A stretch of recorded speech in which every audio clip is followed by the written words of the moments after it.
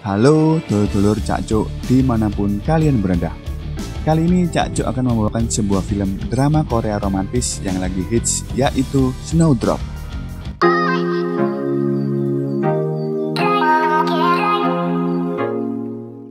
Wes, gak usah kesuwen, siap no cemilan, otot, ambek kopi, dan lungguh sing ganteng.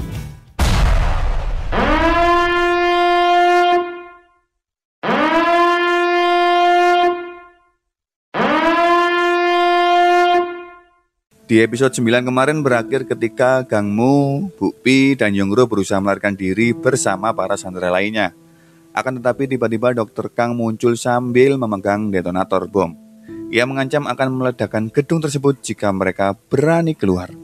Ancamannya tak main-main.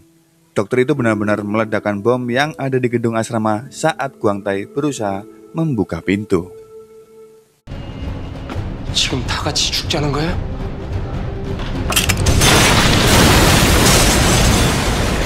Bom yang telah terpasang di beberapa bagian ruangan asrama meledak. Ruang kantin yang menjadi tempat penyanderaan dan salah satu kamar siswa hancur karena ledakan bom. Beruntung pada saat itu para sandera sedang berada di lobi asrama. Namun salah satu tim Soho terluka akibat ledakan bom tersebut. Ia mengalami cedera di bagian kepala hingga tak bisa mendengar. Penyamaran dari Dr. Kang yang selama ini telah ditutupi akhirnya terbongkar di antara para penghuni asrama lainnya. Ledakan bom tersebut membuat pihak kepolisian kebingungan, begitu juga dengan para orang tua sandera dan juga awak media yang tengah menyoroti tempat tersebut. Tak luput para istri pejabat yang malah tengah sibuk menanti apakah akan ada 13 gadis yang mati atau tidak. Di sisi lain, sebagai seorang ayah yang telah kehilangan putranya, Chang Soo pun berusaha wira-wiri ke tempat persemayaman dan ke asrama Yongro. 응철아 정신 차려! 응철!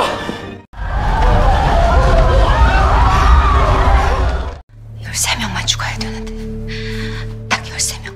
Melihat kerusakan di beberapa ruangan di asrama membuat Soo memerintah Jo untuk memasang perangkap bom kembali agar pihak kepolisian tak gegabah menerobos masuk. Ya, meskipun tim SWAT tak diperintahkan menembak meskipun mereka melihat Jo dan berkesempatan membunuhnya. Namun Jo kehilangan tas mereka karena telah disembunyikan oleh Bun Oke di episode sebelumnya. Dr. Kang pun mengancam Bun Oke dan nyawa Sang Bum jika mereka tak segera mengembalikan tas tersebut. Bun Oke akhirnya mengaku meskipun tetap menyalahkan Sang Bum. Jo pun bergegas pergi, begitu juga dengan Dr. Kang yang mendengar Lee telah terluka parah. Kejadian ini membuat Soo marah dan tak lagi bisa menjamin keselamatan para sandera. Hidup atau mati kini, nasib mata-mata dan para sandera sama besarnya. 내 정체가 드러나 버렸어. 그때까지 대답하지 않으면 든 살든 하나, 둘. 이제 여기 남은 인질들은 우리와 끝까지 간다. Pengawasan yang dilakukan Namtae ketika Chang Soo sedang berduka membuat keadaan menjadi tak terkendali. Chang Soo datang dengan amarahnya karena khawatir akan keselamatan putrinya. Negosiasi pun dilakukan kembali, pihak NSP tetap bertekad untuk menyelamatkan mereka dan meminta melepaskan Yongro. Namun pihak Soo tak mempercayai mereka lagi dan membuat Yongro sebagai kunci utama mereka untuk bisa selamat. Ayah Yongro pun langsung meminta Soo membuktikan jika sang anak masih dalam keadaan baik-baik saja. Ia meminta Soo membawa Yongro di ruang kantin. Di ruang doa, Jo mengajar pria-pria yang telah menguncinya di ruang bawah tanah. Yongro yang sempat berteriak tak menghentikan aksi Jo. Soo pun datang dan membawa Yongro ke ruang kantin. Sebelumnya Dr. Kang ragu atas permintaan pihak selatan yang memastikan Yongro selamat dari ledakan tersebut. Ia pun memerintahkan Jo untuk tak segan membunuh Yongro jika identitasnya nanti dibongkar oleh Yongro. Ada adegan kecil di mana saat ini Yongro benar-benar membenci Soho. Terlihat ia sangat kecewa dan membuang kalung pemberian Soho. Padahal kalung itu sangat berharga bagi Soho. 죽고 싶어?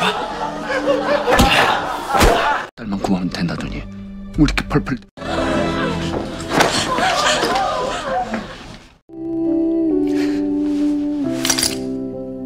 내 허락 없이 은영로를 배준다고. Saat menunjukkan dirinya di ruangan itu, Yongro sempat ingin mengungkap identitas asli Dr. Kang. Namun sebelum itu terjadi, Jo telah melepaskan tembakan. Kontak senjata kembali terjadi di ruangan itu dan Soho terluka dalam kejadian tersebut.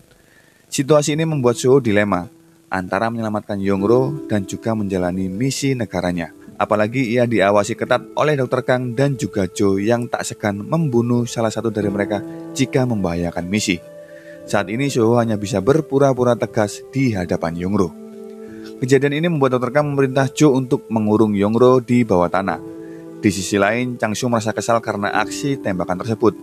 Ia kembali menelepon Soho dan meminta putrinya untuk dibebaskan. Namun Soho berbalik mengancam pihak NSP dan membuat Changsu semakin kesal. Ditambah Namta yang terus mengoceh hingga mendapat pukulan telak dari Changsu. 강동지의 정체를 발설을 했습니다.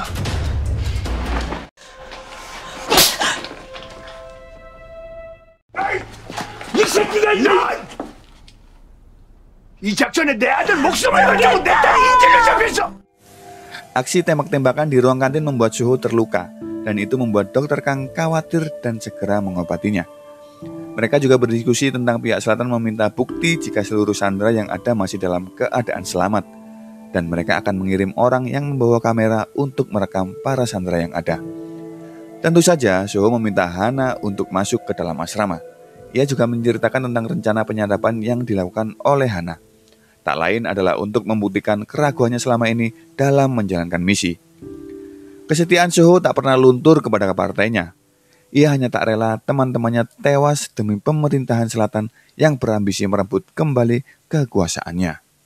무려 17년이 걸렸어. 그자의 골수를 점령하기까지. 우리 목숨값이 들어가 있는 건 아닌지. 남조선 정권 재창출에 이바지하는 공작일 줄은. Dalang dari usaha kabur para penghuni asrama akhirnya ditahan di ruang bawah tanah. Bukpi, Gangmu, dan Yongro akhirnya dibawa ke ruang bawah tanah. Ketiganya pun mempengaruhi Soho agar mau menyelamatkan mereka. Soho pun terlihat marah akibat kebodohan Gangmu dalam memimpin pelarian dan menyebabkan semuanya terancam mati. Apalagi seorang veteran utara Dr. Kang identitasnya telah terbongkar dan ia merupakan pimpinan yang tak kenal ampun. Di sisi lain, meski Dr. Kang yang tak setuju atas keraguan Soho tentang rencana kedua negara, Soho tetap meminta Namtai untuk mengirim Hana. Ancaman tembakan dari Dr. Kang pun tak menyurutkan niat Soho. Ia pun menelpon Namtai dan meminta agar Hana yang mengirimkan kamera itu. Meski itu permintaan sulit, Namtai tetap menyuruh Hana yang mengantarkan kamera tersebut. 확인해야 할 건 해야겠습니다.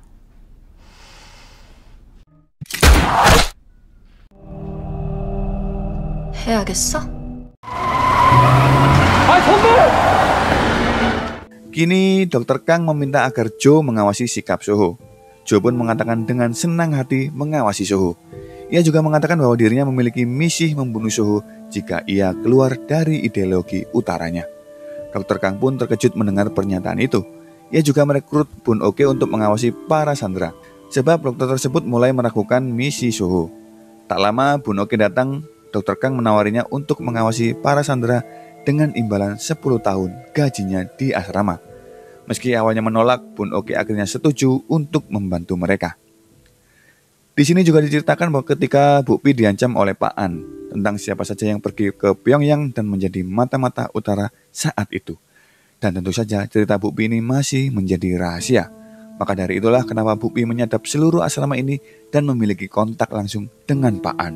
상성이 의심되면 가차없이 처단하는 명령이었습니다. 야, 비사감.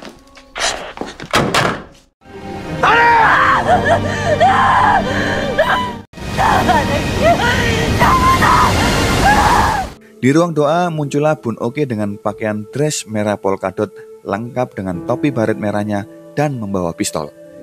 Ia bersiap memimpin dan mengawasi sandera yang berada di asrama tersebut. Kesempatan inilah yang digunakan Bun Oke di saat ia dulunya ditindas oleh para mahasiswi dan kini berbalik menindas mereka, terutama musuh utamanya yaitu Ryung.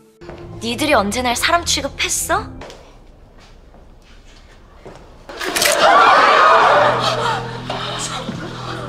Hana telah membawa bukti rekaman yang diminta Soho sebelumnya. Dalam rekaman mengungkap jika kesepakatan antara utara dan selatan adalah membunuh semua mata-mata dan sandera. Soho pun langsung mengonfirmasi kebenaran itu pada pihak utara. Saat itulah Soho mengetahui jika partai mengorbankan dirinya untuk mendapat keuntungan dari pihak selatan. Ia mendapatkan pesan dari utara bahwa para tawanan harus dihabisi sebelum pemilihan presiden berlangsung. Kenyataan itu membuat Soho tidak menyangka bahwa sang ayah yang menjadi komando mereka pun tak mencoba melindunginya sedikit pun, sehingga ia menduga pasti ada orang lain yang memerintahkan hal itu. Namun Soho mendapat kabar bahwa posisi ayahnya belum digantikan oleh siapapun. Hal ini membuatnya merasa dicampakkan oleh sang ayah karena kesepakatan yang dilakukan. Di sisi lain, Chang-soo juga merasa terdesak oleh Nona Choi. Demi menyelamatkan putrinya, pihak utara meminta uang sebesar 300 juta dolar Amerika dalam waktu 3 hari. Dan hal itu membuatnya benar-benar stres. 남북 협상 내용 잊었어? 사흘 안에 3억 달러를 보내주셔야겠소이다. 뭐라고요? 아버님, 마지막 병기란 사실 잊지 말라오. 빨갱이 새끼들은 싹 다 죽이기로 북이랑 합의했고. Di akhir film diceritakan jauh sebelumnya Soho yang masih kecil bersama adiknya. Usut punya usut ternyata Soho bukanlah anak kandung dari ayahnya Lim Ji-rok. Hal inilah yang membuat Soho mengingat dan meragukan ayahnya kembali membuang dirinya. Bukannya Soho menuruti semua perintah Dr. Kang, ia justru membebaskan Kang Mu dan berbalik menyandra Dr. Kang.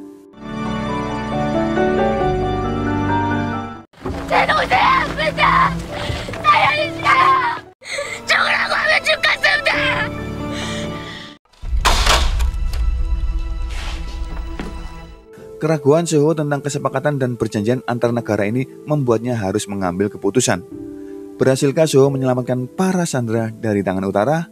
Dan akankah Soho kini akan menjadi buronan utara? Kita tunggu episode berikutnya. Sekian alur cerita film seri Snowdrop episode 10 kali ini. Jika kalian belum nonton episode sebelumnya, silakan cek di deskripsi atau klik link di pojok kanan atas. Nantikan episode-episode berikutnya yang tak kalah menarik dan lebih menegangkan. Jangan lupa yorek support terus channel ini. Saya undur diri, sampai jumpa di film-film berikutnya dan salam cakco. Goodbye. 기숙사에 갇힌 공작원이 당신의 아들이라 해. 나를 버렸다. 물론이요. 존엄 높은 주체조선의 혁명 전사.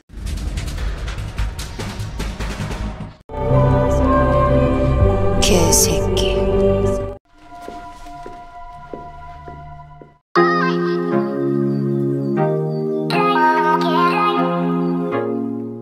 애당초 내 놈은 버리는 카드였어. 조심해요. 협상 내용 잊었어? 싹 다 죽이기로 북이랑 합의했고. 언니. 당신 딸부터 사살될 거야. 영마야.